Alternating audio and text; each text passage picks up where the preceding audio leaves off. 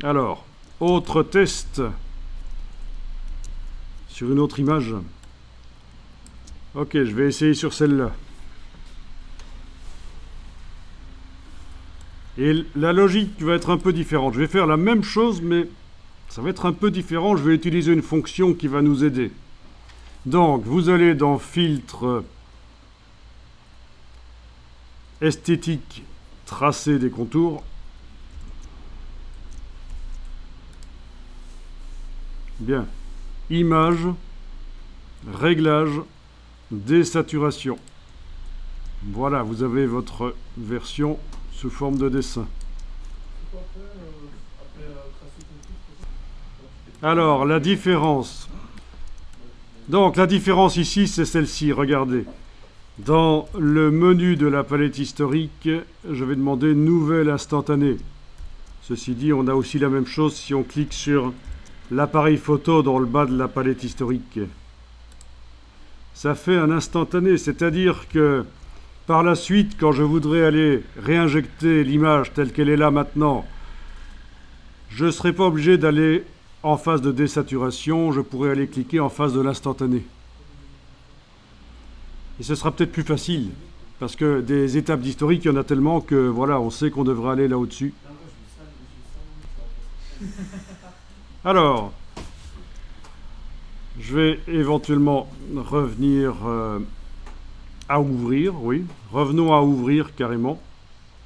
Cliquons sur le mot ouvrir.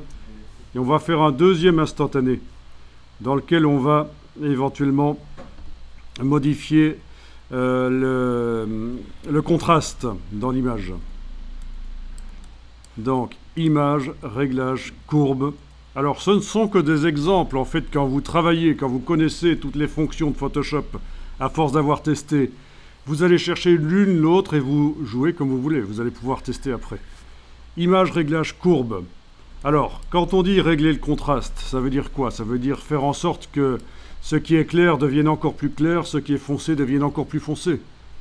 D'accord? C'est augmenter les différences contrastées. Et certains pourraient penser qu'il faut aller dans Image, Réglage, chercher le premier ici, luminosité, contraste. Mais le réglage des courbes est meilleur. Alors, le réglage des courbes, on aura l'occasion de le réessayer plus tard, c'est une première approche.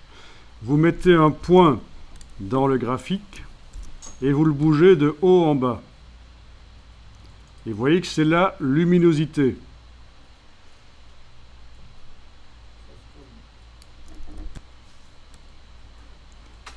Si vous mettez un deuxième point et que vous positionnez un point par rapport à l'autre, comme ceci, pour faire une espèce de S,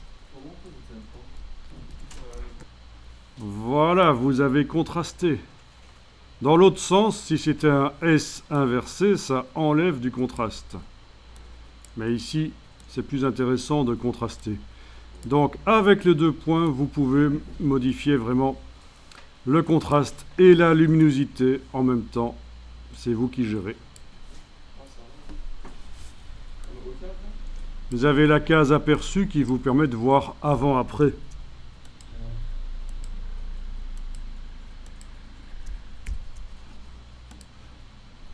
Bon, eh bien, ce réglage, je vais en faire un instantané.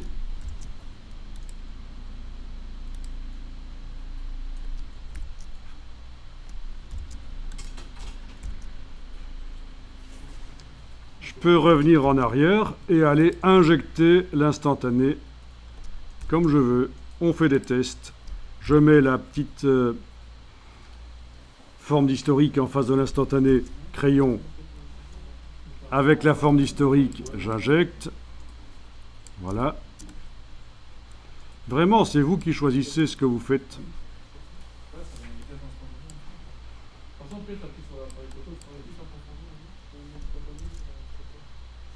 On va rechercher la version très en couleur.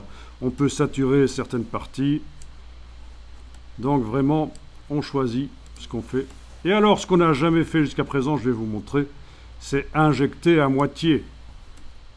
Ah oui, ça peut être intéressant.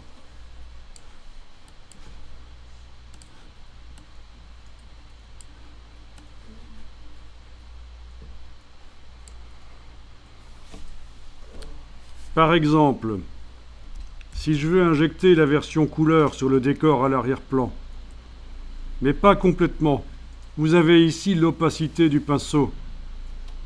Là, opacité. Si je le mets à 50% par exemple et que je passe, mais ça n'injecte qu'à 50%. C'est peut-être encore trop fort, j'annule. Je vais diminuer.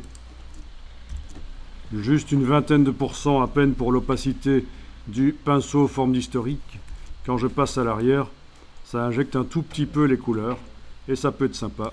Voilà, vous avez la possibilité de faire pas mal de recherches, de tests. N'oubliez pas que chaque fois que vous obtenez un truc qui vous paraît pas mal, il faut absolument enregistrer sous, parce que vous risquez de le perdre, de ne plus le revoir. Au format Photoshop.